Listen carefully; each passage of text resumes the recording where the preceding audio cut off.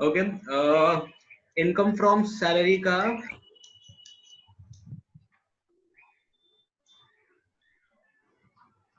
Question number 4।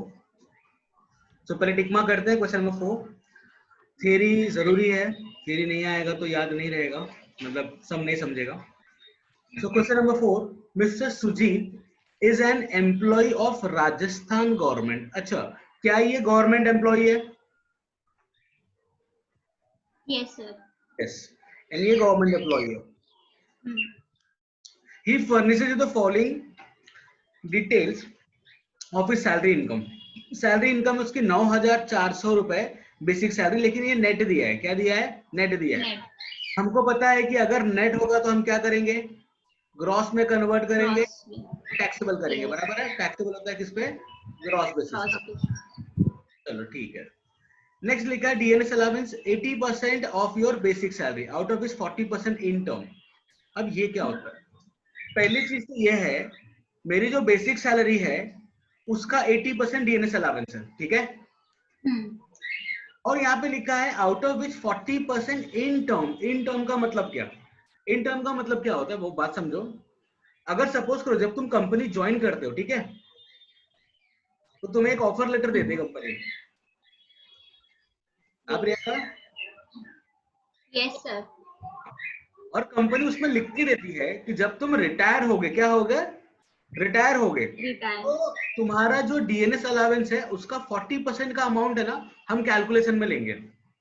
इस तो हम बोलेंगे वो इन टर्म है। अपन बोलू? Yes sir. जब तुम रिटायर होगे तो तुमको रिटायरमेंट बेनिफिट मिलेगा। यस। तो रिटायरमेंट का बेनिफिट जो होगा, जो कैलकुलेट किया जाएगा, उसमें डीएनएस अलावेंस का 40% अमाउंट लिया जाएगा। इसका मतलब वो इन टर्म है। और अगर वहां पे लिखा होता है नॉट इन टर्म, यानी उस अमाउंट को नहीं लिया जाएगा, आपका पूरा कैलकुलेशन आपकी बेसिक सैलरी पे होगा। इसको हम बोलते हैं टर्म और नॉट इन टर्म। बात समझा? Yes sir. यहाँ पे लिखा 40% इन टर्म है, ठीक है। इसका यूज कब होगा? जब हम रिटायरमेंट का बेनिफिट कैलकुलेट करेंगे। फिलहाल हमको उसका कोई यूज नहीं है। आगे लिखा है bonus declare by employer. Employer ने डिक्लेयर किया है कितने का? 16,000 का। और लिखा है out of this only 10,000 is received. मैंने क्या बताया था? बोनस अगर रिसीव्ड हुआ तो टैक्सेबल है, और रिसीवेबल हो इग्नोर। बराबर है। 16,000 का डिक्लेयर किया है तो इससे तो मतलब नहीं है। 10,000 रिसीव्ड हुआ है ना, तो ये टैक्सेबल है। Commission on turnover 30,000 T taxable. Fix commission T taxable. Entertainment allowance 1,500 per month. अच्छा, ये गवर्नमेंट है कि नॉन गवर्नमेंट है? गवर्नमेंट है नॉन गवर्नमेंट है? पहले टैक्सेबल फिर डिडक्शन। बराबर। और एक्चुअल कितना खर्चा किया उससे तो कोई मतलब ही नहीं है। मोटर कार अलावेंस 1,500 रुपया पर मंथ है, और उसने ऑफिस पर्पस के लिए इतना खर्चा किया, पर्सनल इतना खर्चा किया। ठीक है, इसको हम लोग एडजस्टमेंट में समझेंगे। चिल्ड्रन हॉस्टल एक्सपेंडिचर अलावेंस 3 बच्चों का है तो ये जाएगा section 10 subsection 14। Okay. House rent allowance section 10 subsection 13A। City compensatory allowance T taxable, क्योंकि ऐसा मैंने कोई नाम लिखाया नहीं है। राइट है। एक्सपेंसेस टू अर्न सैलरी, देखो इनकम फ्रॉम सैलरी में कोई खर्चा नहीं देखते तो खर्चा इग्नोर। ओके, चलो स्टार्ट करते हैं। तो सेम जैसा हमने पहले बनाया है फॉर्मेट रेडी कर लेते हैं।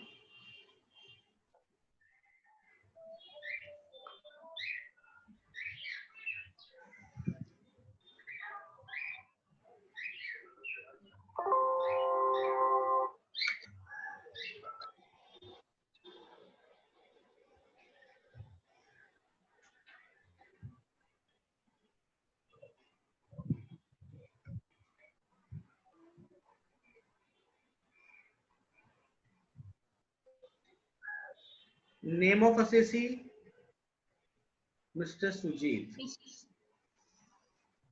Previous year 2019-20 and assessment year 20-21। तो सबसे पहले आ गया हमारा बेसिक सैलरी। मैंने बताया था बेसिक सैलरी हमेशा ग्रॉस बेसिस पे टैक्सेबल होता है, तो बेसिक सैलरी है 9,400 रुपए इंटू 12, पहले कितना आता है? 1,12,800। 1,12,800 ऐड करेंगे इसके अंदर सब चीज जो माइनस हुआ है, तो पहले ऐड करेंगे इनकम टैक्स।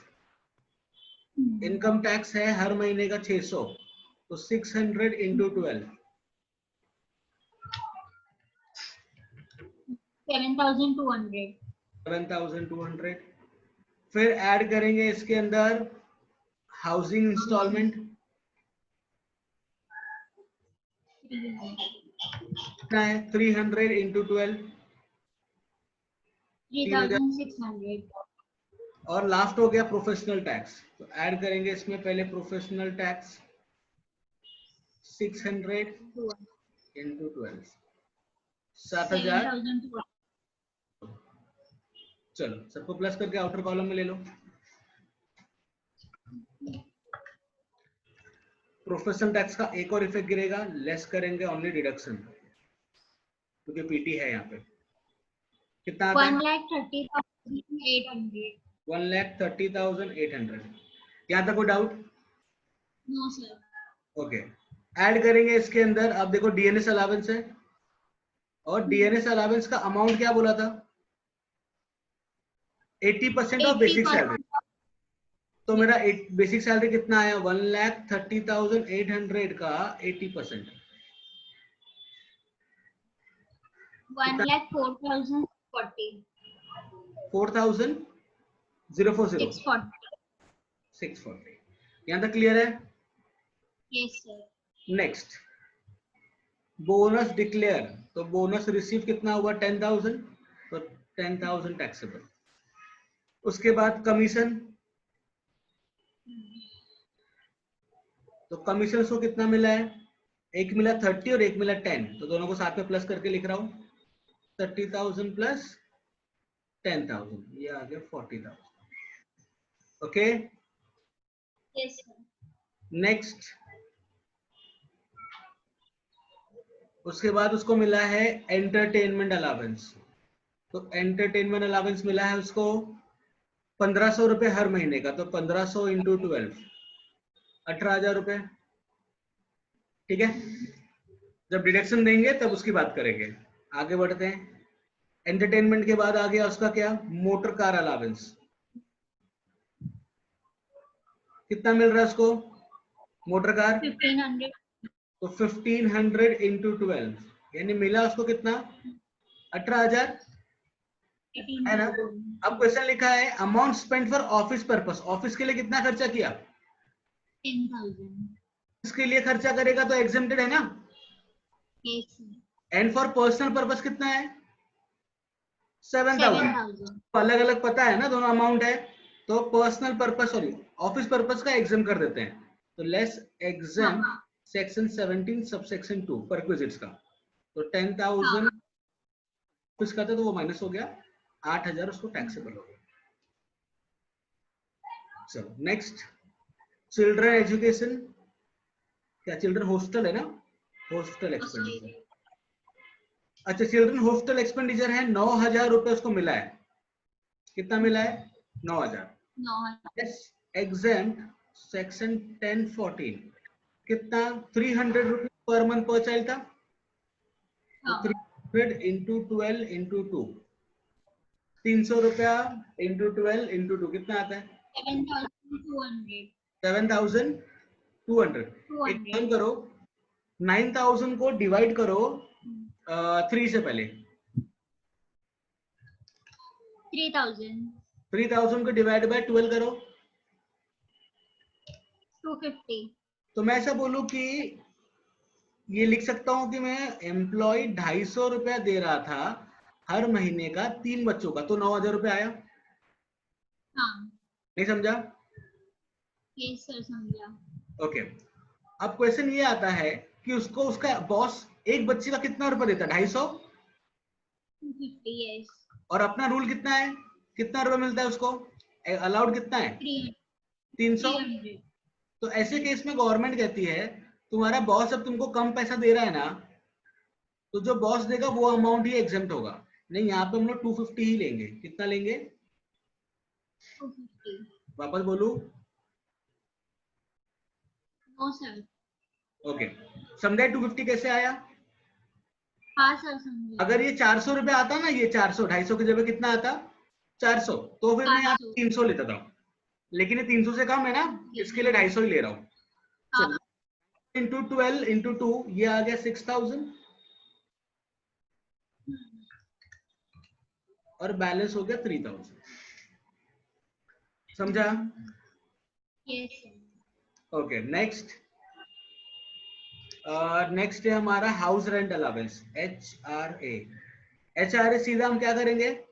टैक्सेबल, मैंने बताया था exempt amount will be given in A question, if not given it is taxable. तो ये हो गया 400 इंटू 12, 4800 ना। यस। लास्ट हो गया हमारा सिटी कंपलसरी अलाउंस, सीधा टैक्सेबल है 1000 पर मंथ, तो 1000 इंटू 12, 12000। चलो सबको प्लस कर दो,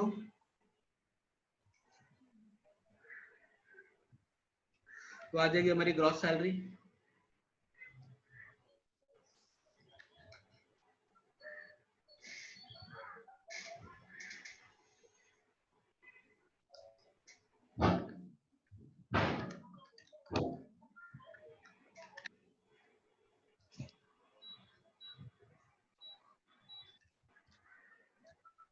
$3,31,240।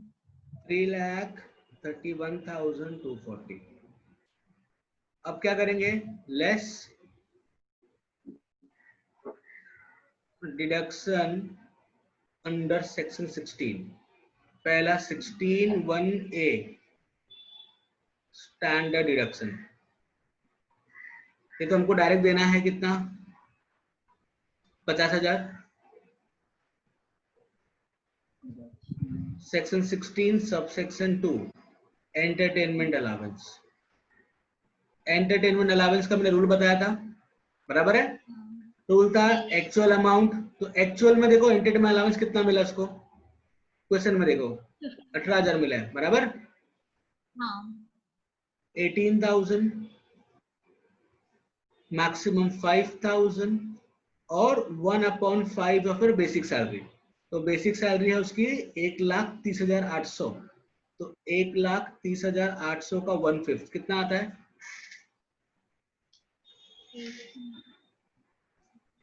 डिवाइड 5 कर दो उसका।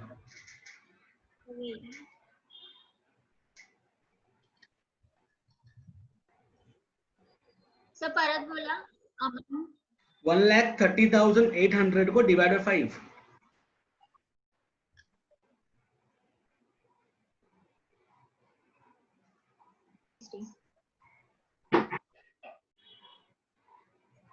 $26,160। 26,160, विच एवर इज लोअर, सबसे कम कौन सा है? 5,000 5,000। Minus 5,000। And last section 16 subsection 3 professional tax. देखो उसने प्रोफेशनल टैक्स कितना पे किया है? प्रोफेशनल टैक्स क्वेश्चन में है 600 रुपया हर महीने का, तो 600 इंटू 12, 7,200। चलो ये सबको प्लस माइनस करके आंसर आ जाएगा हमारा टैक्सेबल इनकम फ्रॉम सैलरी। ये तीनों को माइनस कर दो। 37,800 है 3,31,240 माइनस दिस 50 माइनस 5 और 7, पक्का? No sir, wait 2 lakh something कुछ आएगा। 2,69,040। सॉरी 2,69,040। 040। ओके चलो फटाफट लिख लो, समझा ये?